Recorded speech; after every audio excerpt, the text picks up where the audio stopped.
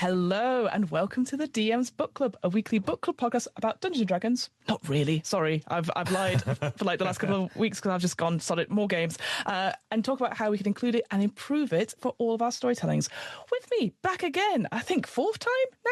I think fourth. I was thinking about this. Yeah. I can't remember what all of them were, but I believe it's four. I believe it's four. We've got the wonderful Ty from Side Character Quest. Welcome back, Ty. Nice to have you here. Hello. Thank you for having me back. I am super excited. Looking forward to this game. Looking forward to this chat. Heck yeah, because today, friends, we are looking at possibly one of my more recent sort of favourite reads / the games I've managed to run. I've managed to run it at least once. Did? Yes, once I've managed to run it. Oh, no, twice. Sorry, I was thinking of a con game, but also very recently in the last 6 months. But today, friends, we are talking about Brindlewood Bay by Jason Cordova, published by The Gauntlet. It is one of the sort of general sort of it's sort of a spawn, the card from Brindlewood Bay sort of system, which is a mix of the Powered by the Apocalypse with a few extra little bits bolted on. It's very interesting. I've discovered recently quite a number of the games I've been sort of reviewing on Too Long Didn't Read TTRPGs and just playing in general. I'm like, God, it's another variant of Powered by the Apocalypse system, which is, great. I hear that there's going to be another Apocalypse kind of world as a Kickstarter for a second edition coming out very soon. So it's very much in the zeitgeist. But I guess, Ty, what is Brindlewood Bay for those people who haven't heard us talk about other games before? It is about a group of little old ladies who are in a murder mystery book club who start solving cozy mysteries in their little seaside town called Brindlewood Bay. And in a single session, that's all it is. But if you play a campaign over time, you unlock a Lovecraftian horror overarching story.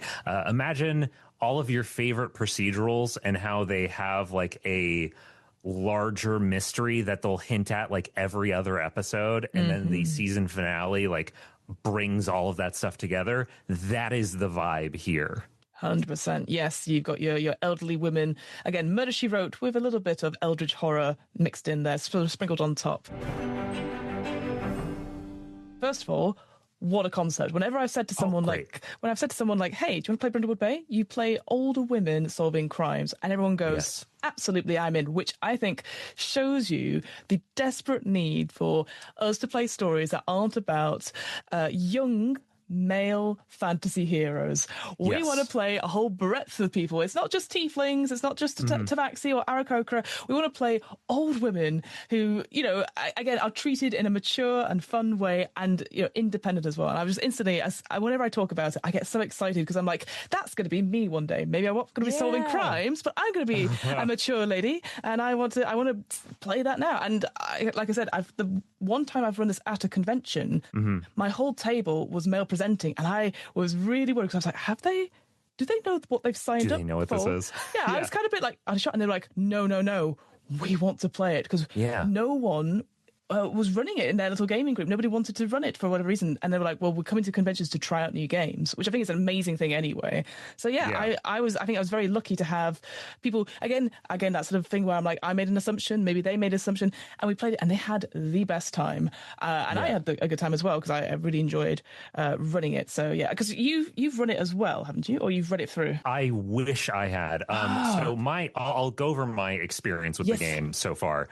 I picked this book, this signed copy up from PAX Unplugged last year. I met Jason Cordova. I had a little bit of an awkward interaction because he asked oh, who do you want this signed for? And I thought I might have been going to gift this to somebody else because I thought that someone else might have been planning on gifting a copy to me, but I wanted to make sure I got a copy in case they didn't gift me the copy. Sure. And thus, I was trying to explain that, and then he was like, I'll just sign it in a vague way. No, it's fine. So it was a little bit awkward nerds together. But, it's totally fine. Yeah. But anyway, I picked that up. I thought I was going to get a chance to run it for a group of 5 people, and then I read in there that it's he specifically says, don't try to run it with 5 people. 5 is too many. Yeah. And I was like, you can, but it's going to be difficult. So I was like, okay, I'll wait. I do have a game that is fingers crossed, going to happen in like August or September. Oh, nice. With a friend of mine who is a very fun person to play with. So I think they're going to do a good job running it. I'm really excited for that. Oh, that'd be fun. So yeah, that's my experience so far. And I will say, have read through all of the book except for the mysteries. Yes. Like 7 months ago. Yes. So and in preparation for this, I skimmed. Yes. So yeah. I think, yeah, because it's about 150, 160-ish sort of pages. And ultimately, all you need to know as a player is within the first 30, 40 pages. Everything after that is Jason's sort of like guides on how to use this game in general, because it's very different to other games, I think. If you've ever seen anything from the Gauntlet as well, they usually have this sort of thing of like, here's all the basic stuff at the beginning, and then we're going to do it. Here's the structure for the first session. Here's the structure for sessions afterwards. And I very much appreciate that, because there's another group that does that called Story Brewers Roleplay, and they have like the Good Society, which is like the Jane Austen thing, and it's like, here is the structure of play, so you know exactly when you're going to do your role play, then you got a little bit of admin and all that sort of thing. And yeah, with other of the Gauntlet's books, you know, like the Between, Public Access, it sort of has this divvied up session, so you always know as a player and also as a facilitator where you are. You're not like, oh, where are we? Oh, we need to do your masks, we need to do your crowns, we need to do all that sort of thing. So I think for a first time facilitator, maybe you've played for a little bit and you're like, I want to try it now. It's got like a brilliant script about how to basically just talk it through with players and not worry about trying to make things up or trying to convince people. You could just read through the end of the book, which gives you that session, that first session. Yes, that session 1 section, which goes over the creation of characters, it goes over establishing tone, it goes over lines and veils in like a very approachable way. Yeah. All of that I just found so helpful and so usable, and I was like, this would be good for anyone trying to run anything who just wants to see like, how do I start running a game for a group. I think it wouldn't work for a game that has more complicated character creation. Absolutely. Like a D&D, for example, where you have to make a ton of decisions during character creation, because this is assuming that you're making your characters in like 10, 15 minutes right before you play. It's not going to work in D&D. No. In this system or any system like this, it's great. I found that such a useful section. The one thing to note is that you have a very basic sort of character sheet. The way you customize it is by picking something called a Maven move at the beginning, and then when you sort of get XP after in session, you can then spend it to get more Maven moves. So that's how you customize it. But everything else is just like, it's unlike other Powered by the Apocalypse kind of games or Carl from Brindlewood games. You don't have different playbooks that you can choose. Yeah. It is just you can play whatever mature lady you like, and just a bit of a twist on it. So yeah, the only prep you may need to tell the players is like, hey, here is the list of Maven moves, and here's the list of alternate Maven moves. We're going to use one or the other in terms of the list. You can't mix and match. And just go through, read them all, and then you will pick one during characterization. And that's all you need to do, really, I think, in terms of just prepping as a player. But equally, it's not that hard. You can easily just pick one and then later on go, I'm going to change it for something else, you know? Yeah. Can I ask you, with the Maven moves, so as you said, there's 2 sets of moves. There's one that is all named after famous detectives, male detectives specifically. Yes, TV shows, Jason makes a comment in the book about wanting to use like the male main characters as props. Yes. Because that's how women are treated so often in these things. So the first set is all male TV show characters from like the 60s, 70s, and 80s, I think. Yes, and then the second set includes women as well, and includes people from books and stuff like that. So you might have a Columbo in the first set, and then you might have a Nancy Drew or a Sherlock Holmes in the second set. I'm curious, when you were looking through those moves, how did you feel about the fact that it asks you to only use one or the other sets? It's interesting because I feel like maybe it's supposed to determine the tone, and maybe you judge it with the group you're playing, because again, it takes big touchstones from TV. That's the main sort of thing. It's like, I sort of reference Murder, She Wrote. That's the biggest inspiration for this. But yeah, definitely. Like a load of other ones sort of come up to it. And I, like, when I ran it, I think the 2 times I've run it, I did just pick the original, she says, maiden moves, just for ease. But it's interesting because certain ones of them can't integrate with the others within the actual set itself. But I don't know. I'm not entirely sure the reason why they're separate. Maybe they're written later. I think there doesn't seem to be anything stopping other than them saying, like, choose one or the other. I feel like I'd have to try it out and see if people, because ultimately maybe there is some min-maxing that I'm missing. But I don't know. I honestly don't know on that front. I wouldn't mind it. I don't think there's anything problematic with it necessarily that I'm aware of. I definitely saw a couple of moves that, like you hinted at, like some moves contradict. The old lady detectives are all part of the same book club that's a really big fan of Robin Masterson, I believe, is the name of the author. And in the first set, there's a move that lets you secretly be friends with Robin Masterson. Yeah, I love that. And in the second set, there's a move that says that Robin Masterson is dead and has been replaced by a series of ghostwriters. Yeah. So there are definitely some moves that contradict one another, but like largely I felt like you really could mix and match a lot more than it seemed to be implied. But maybe there is some tonal thing that like we're missing that we're not seeing, and that would be obvious if you actually played it out. Or maybe it's just so that like you can say, hey, I want this to play very differently from last time.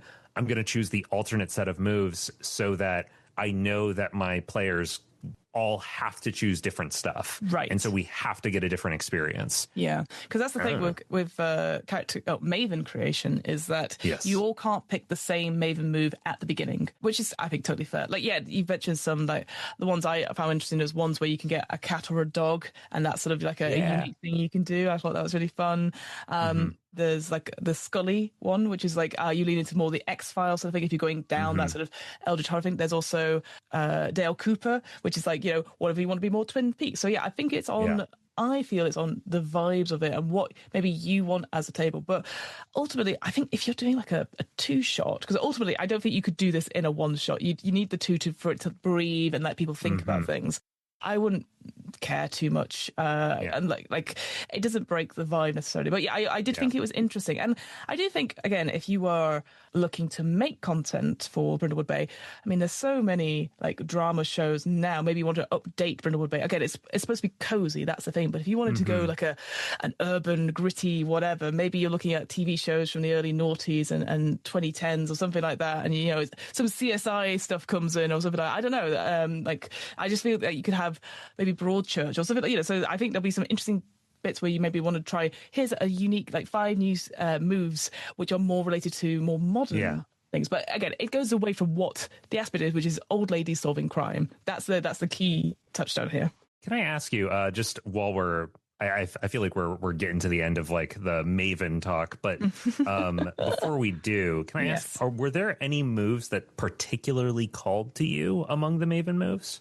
I really liked the Sherlock Holmes move, which oh, actually, no, I'm going to highlight one that I think is even better. The Encyclopedia Brown move. Yes. I'll also say there's a little line underneath each move that says why you might pick this.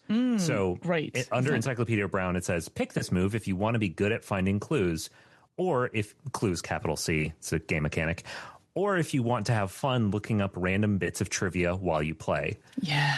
What does that mean? The move says once per mystery, you can introduce a piece of real world trivia about something in the scene. That trivia counts as a capital C clue. That's great. I think that is so great. Yeah. I know so many people that are like obsessed with trivia. I know so many people that have trouble like maintaining focus on the game, and giving them a specific outlet that is actually like relevant towards playing the game is so great. I love that. I think it's so cool. I agree with you. I think, my one, I got obviously picked loads of them, but the one I thought I would take if I was playing in a game is the Angus MacGyver move. This is on page 23. When you improvise in a situation using whatever is at hand, ask the other players and the keeper to name 3 objects you find in the environment. So long as you can give a plausible explanation about how these 3 objects together are helpful in the current situation, you get an automatic 12 plus on a single associated die roll. It can only be used once per mystery, but I'm just there going like, that's so fun. That's my improviser coming out. I'm like, absolutely, yes. I also like the one for like storytelling purposes is the Rick and AJ, which is on the next page, where it's basically you have a sibling who's the polar opposite of you in everything. And again, it just gives you not only an NPC that you could do with, but I thought that was great. Yeah, if you want to pick this move, you want to interact with a reoccurring character, or if you want to explore your past through the lens of sibling rivalry. I thought, so good. That's so good. Yeah. So those are the main sort of 2, like you said, the Nancy Drew one. I think it would be really interesting to have the Nancy Drew one, and what was the other one I saw? The Thomas Magnum, which was, again, that's the one you said was the secret personal friend. Or if you had those 2 moves in a thing, and then you're like, well, who is, Robin Masterson? Like, if they're not that friend, who are they? If they're not the Ghostwriter, who are they? So I just think that's, again, it could be a really interesting sort of plot hook. But then I will say the alternate maiden move that I would love to take is the Clarice Starling, which is page 30. And that is like, this move has no function at all until you solve a mystery and put a suspect behind bars as a result.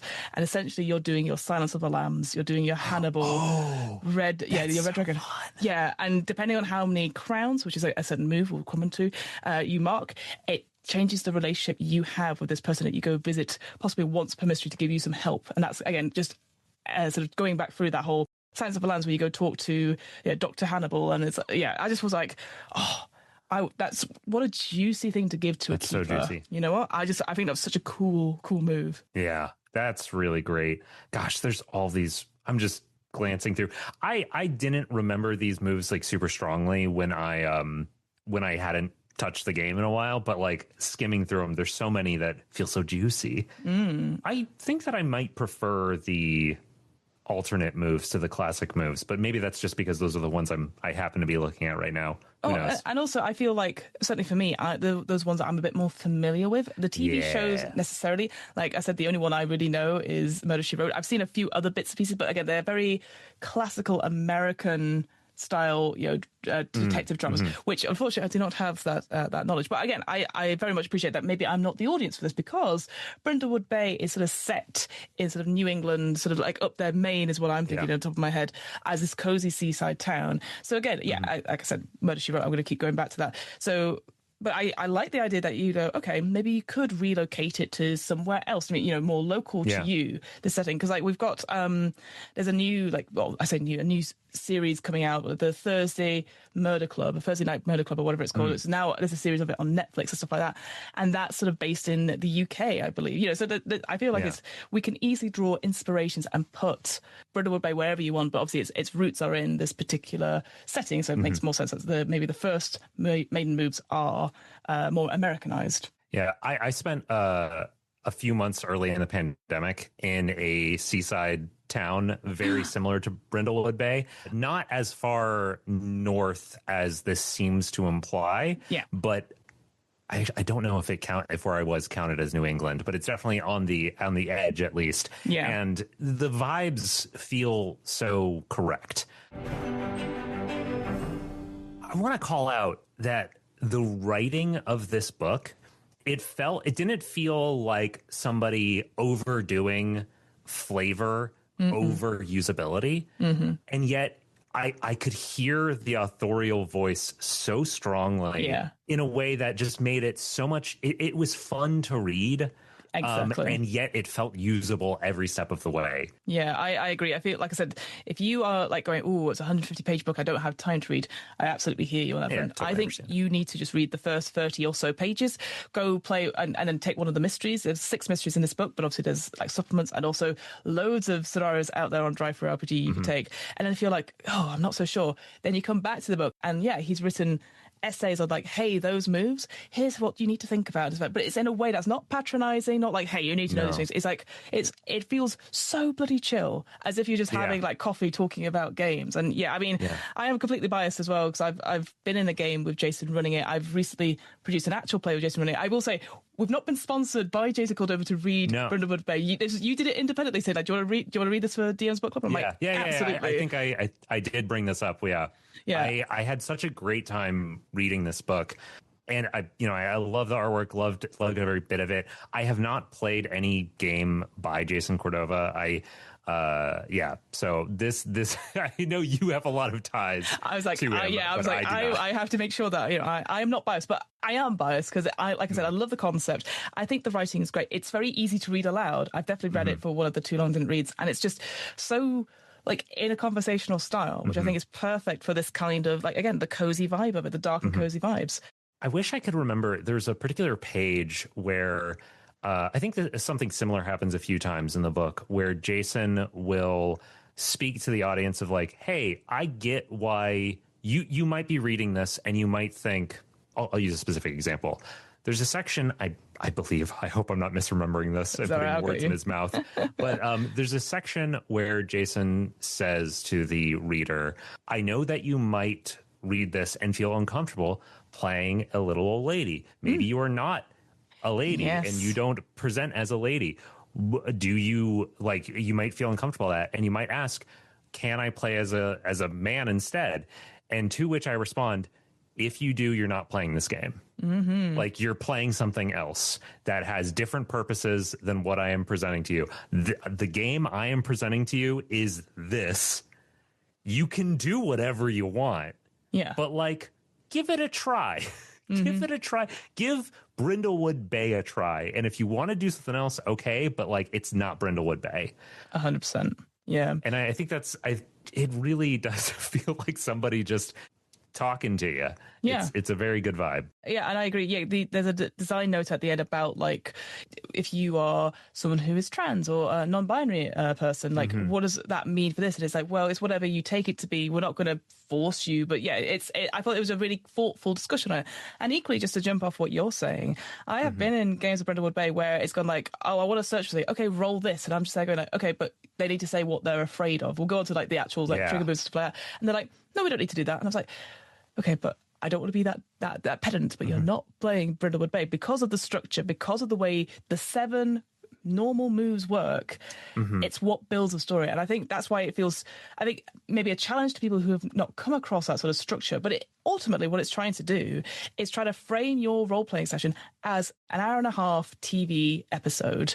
Yeah. And so you're not going to have like I'm going to talk to the person back and forth for a space. Like, you're going to have a little bit of conversation. You're going to do something else. Right, let's roll this move. Okay, come back to you. We're going to cut away. You're going to do this. Like, it is a TV episodic thing, and we need to treat it like that. And that's why the mechanics are so sort of, I don't want to say strict, but they're set in their ways. And so if you deviate from them, the whole structure, I think, falls down. And again, I'm not trying to yuck other people's yums. They want to use the idea of being elderly women and doing something else. Amazing, fantastic.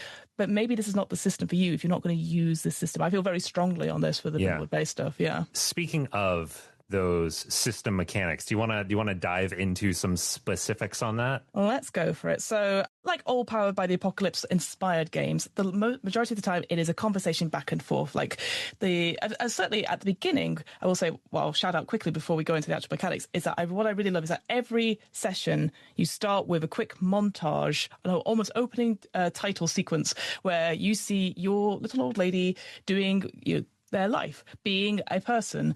They don't have a partner. Their partner's either passed away or is not around anymore. Their kids are grown up. So it's like, what is this the person? Who are they? And this is important later on in regards to the crown moves, which we'll talk about. But overall, it's a conversation. The facilitator sets up things, the keeper, sets up things. The players will go interact with stuff.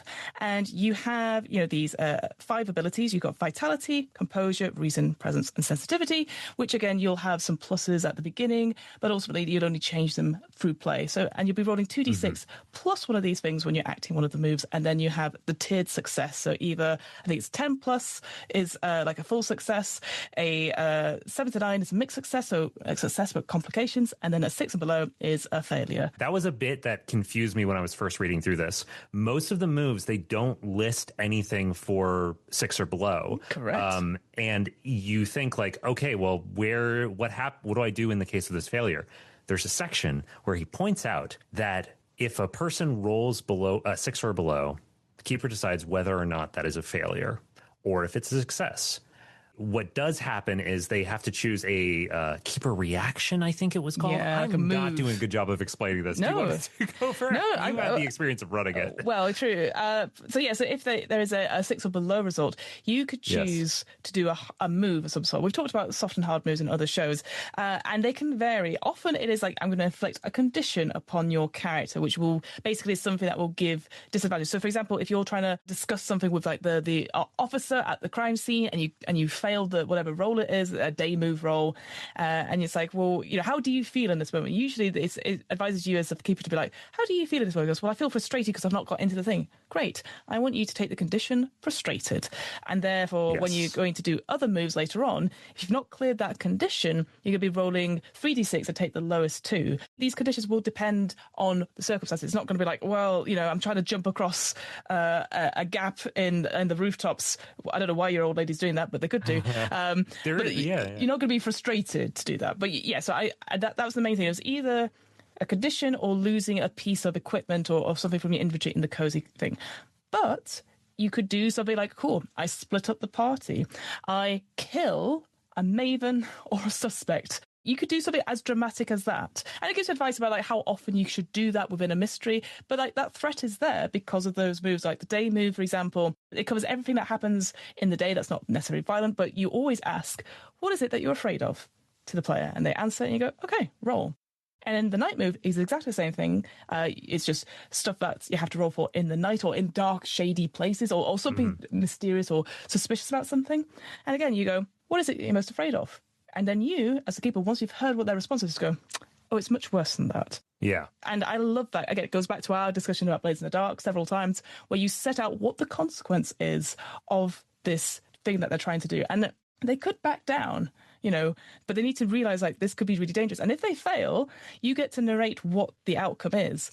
But it doesn't mean that that character is now out of commission or anything like that, because they can put on these crowns. And I think this is the unique thing about Card from Brindlewood Bay systems, is that you get the chance to be like, well, I'm going to bump up my success. I'm going to bump up my thing if it's a failure. I bump it up to a mixed success to full success to like the biggest one, which is 12 plus.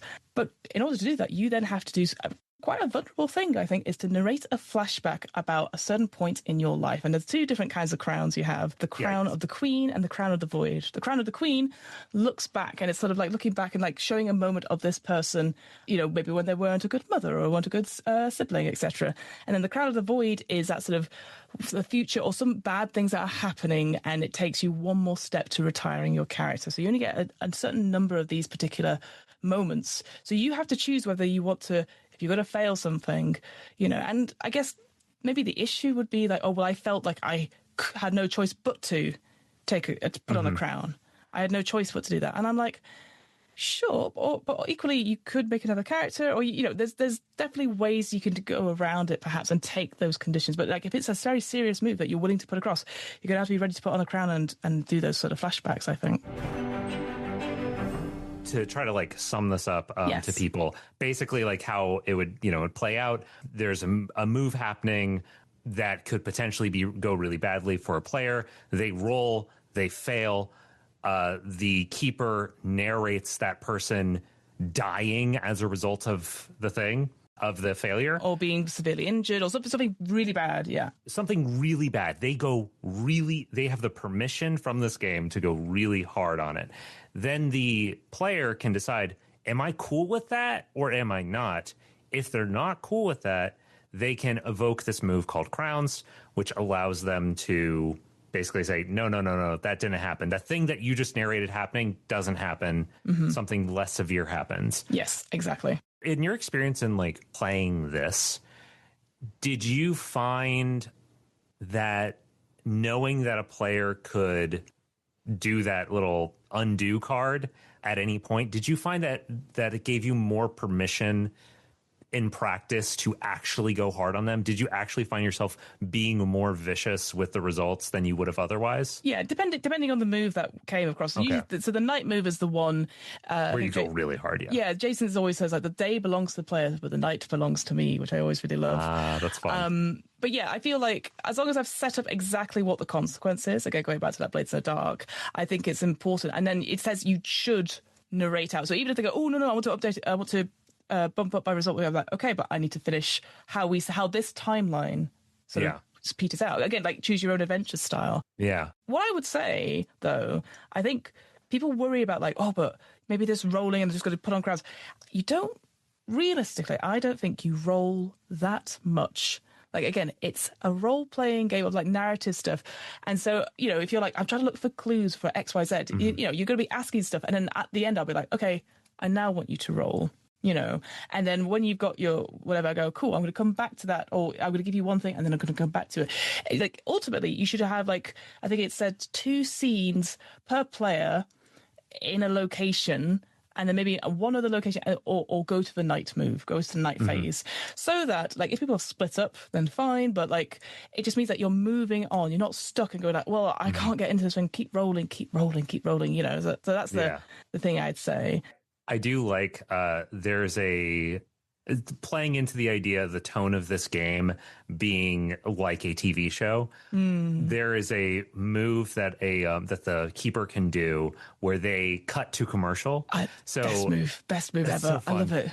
To your point, if somebody's stuck, everybody knows that, like, everybody at the table is like, this needs to, like, be a success for this plot to go the way that everybody at our table clearly wants.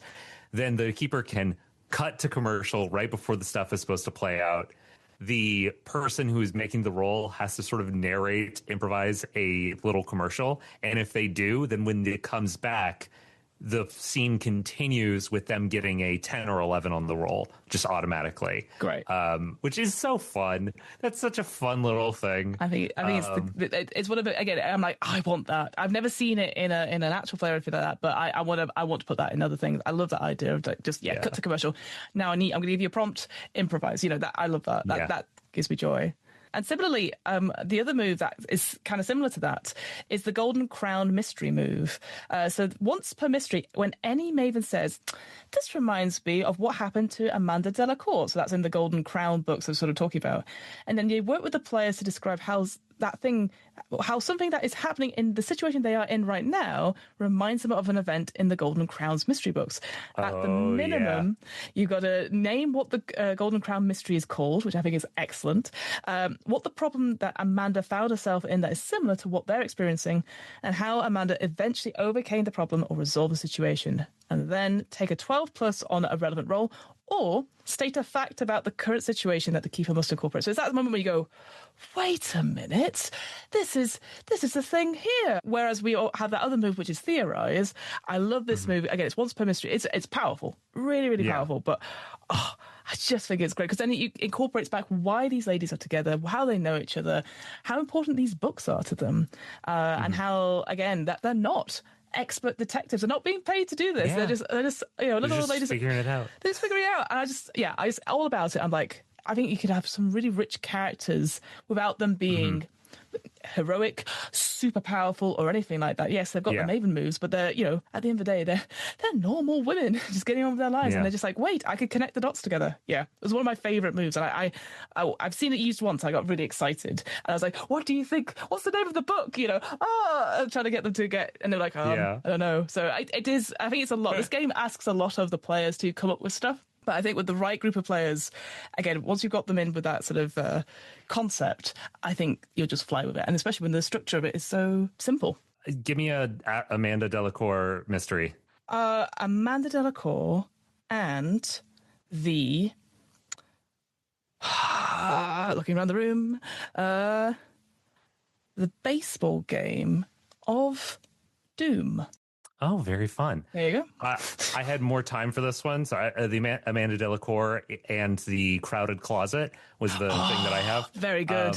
But since I had time to think about that, let me come up with something else. Yep. Just looking around the room. Quick. Amanda Delacour and the Unfinished Glass. Ooh, Ooh, love that. That feels very Sherlock Holmes speckled band. I love that. Very good, very good. Yeah, mine definitely feels more like fan fiction, I'll be honest. Continuing on with the different moves available, we have the occult move, where you engage in an activity related to supernatural or the occult for the first time. If you are successful with this, then you can just like do that magic thing in the future. If you're not, then it's not possible for you guys. And if you do in the middle, then you trigger Crown of the Void.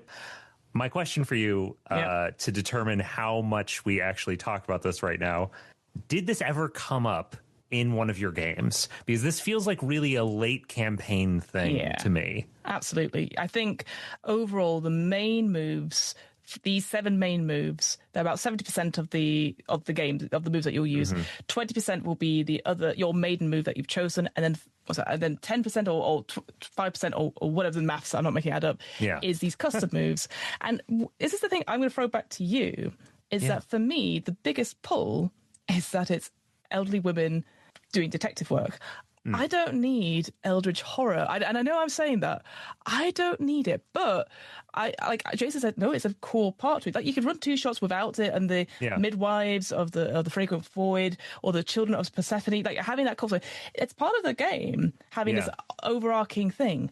I'm just there going like, I don't know if I need it myself, and maybe because I'm already on board with it, and maybe it's supposed to be like another, like I'm going to twist it so there's something else going on. It's not all cozy as we think it is, Yes, so that is an interesting thing, because I personally love the concept of this is a murder mystery, cozy murder mystery that over the course of several sessions becomes really intense and Lovecraftian horror.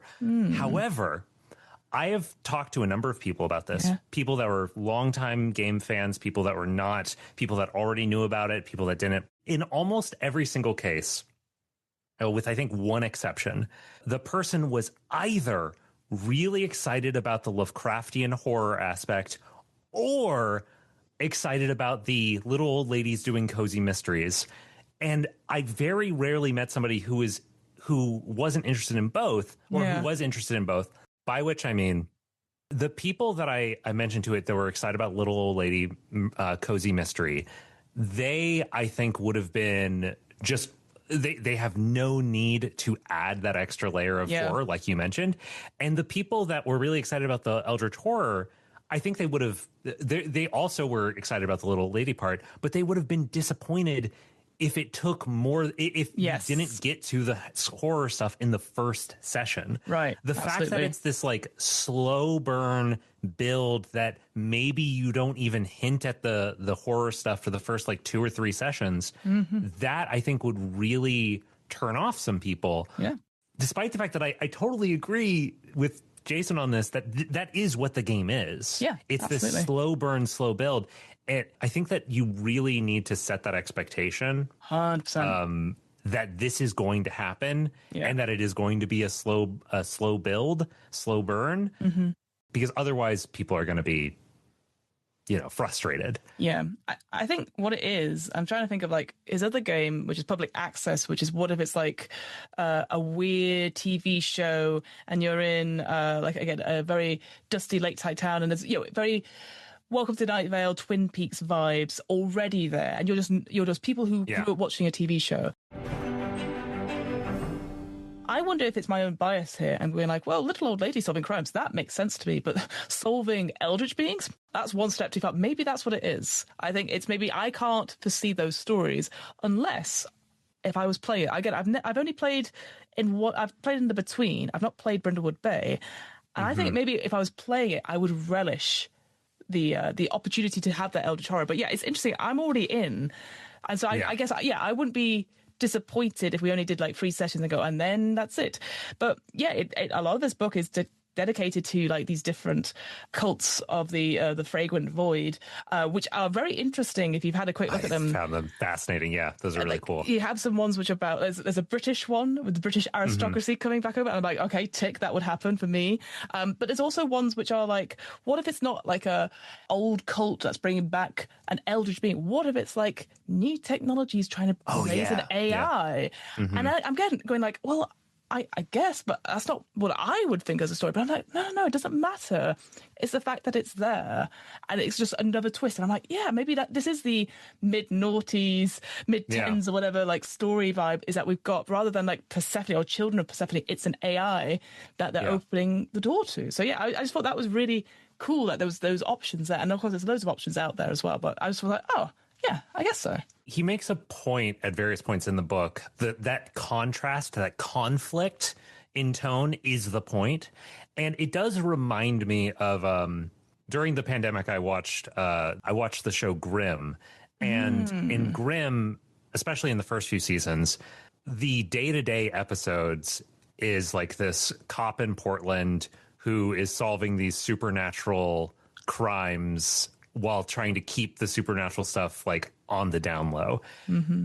But then the overarching larger story has to do with this supernatural royalty that's like based out of Europe and is like trying to expand its power in the US. I think that's what it was.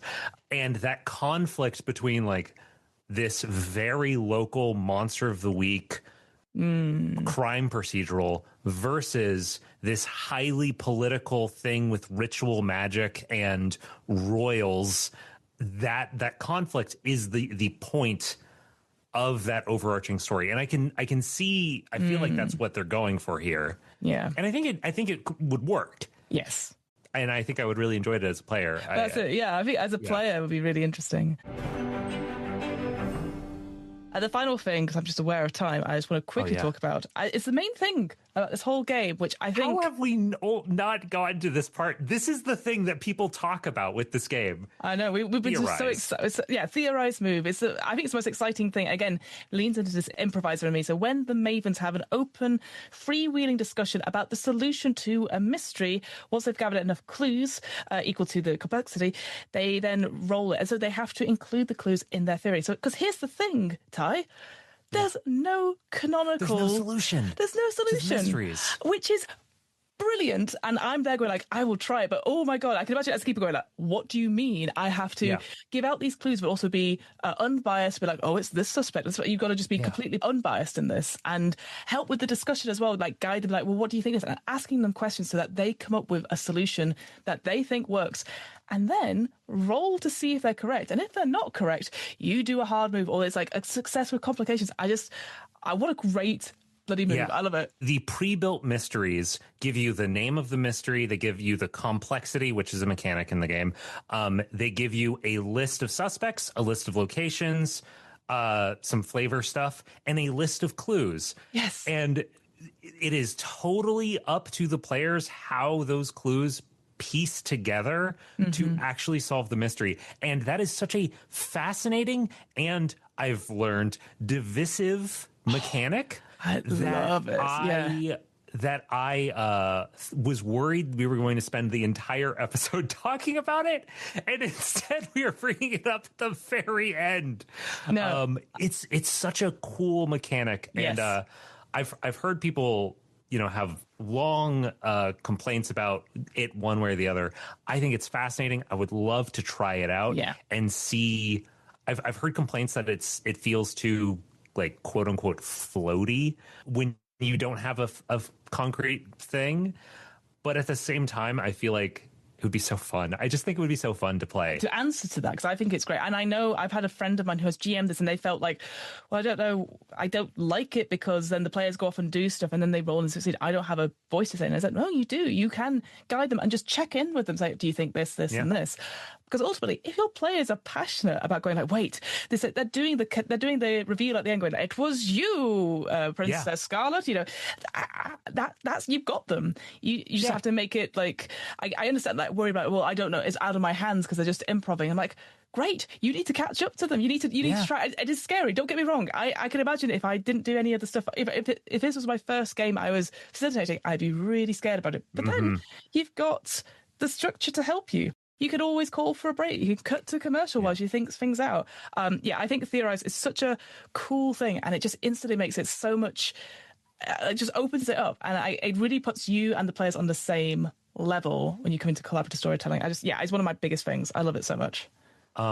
Episode 101 of Side Character Quest, my show, it starts a quest that is a murder mystery. And it's like an 8-episode quest that I really loved making and I really loved running, but it was very, very complex to plan and to run and to make sure that, you know, I didn't know if the person playing it was going to solve the mystery. And so I had to make sure that it was satisfying, even if they didn't solve it. It was narratively satisfying. And that was such a complex and difficult thing. And for my purposes in that particular instance, I would not do this theorized thing because that's just not what I was going for.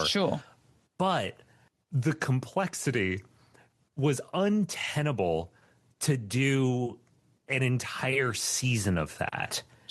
Whereas this, the complexity, like you could totally do an entire season of actual play of DMing with this because like you have this whole writer's room that is like helping you come up with making sure that it all fits together and that it all makes sense and that it's fun and that everyone buys it. If you've enjoyed what we talked about, please go check out on the Gauntlet YouTube channel. Obviously, Jason is a marvel to watch anyway for GMing, but he's done Brindlewood Bay, he's done The Between. I'd recommend checking it out. If you're unsure about like how to do things, I'd recommend going to watch like a couple of episodes of that because the way he structures it as well, but he just runs it via the book and I think it just works. But Ty, thank you so much for coming for a very quick chat where we just packed a lot of materials and going like, old ladies. Where can we find you on the internet? Tell us about your show, Side Character Quest, and anything that's coming up. So my name is Ty. I run the show Side Character Quest, which you can find on any podcasts. I think I have I do have a YouTube channel, but it's just the podcast episodes. There's also a website, sidecharacterquest.com. Side Character Quest, one-on-one actual play adventure. It's all set in the same world, but we bring on different guest players to explore that world with new characters each quest. Fiona, by the time this comes out, I believe your second episode will be out. Your first episode airs July 1st. Oh, exciting. And that will be a session 0 where we get to see you create your character. And after that, episodes will be coming out every other week. It's a very fun, it's a very fun adventure where Fiona is playing a character named Syrah Duskstone. Who's a real piece of work. Come check it out. More pieces of work in RPGs. Yes. If you've enjoyed us just being like, oh, we're exactly the same, but a bit more with more nice sound effects and beautifully soundscaped. My oohs sound like really beautiful classical bits of music. There's reverb. It's like, woo, we're doing. Thank you guys so much. And yes, thank you for listening to the DM's Book Club. We'll be back next week with another episode. But until then, thank you so much for listening. And we will speak to you next time. Goodbye. Bye-bye. Bye-bye.